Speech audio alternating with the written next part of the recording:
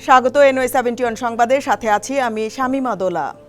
ত্রয়োদশ জাতীয় সংসদ নির্বাচনে 2/3 বেশি আসন পেয়ে সরকার গঠন করতে যাচ্ছে বিএনপি। এবারের নির্বাচনের মধ্য দিয়ে প্রায় 2 যুগ পর সরকার গঠন করছে বিএনপি।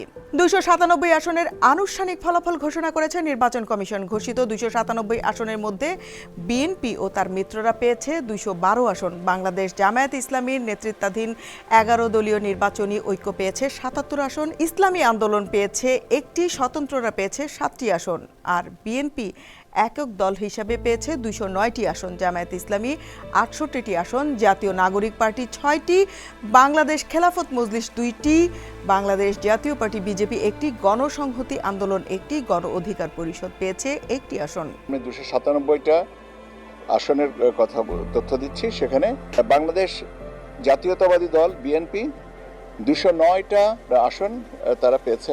বাংলাদেশ জামায়াতে ইসলামী পেয়েছে 68টা।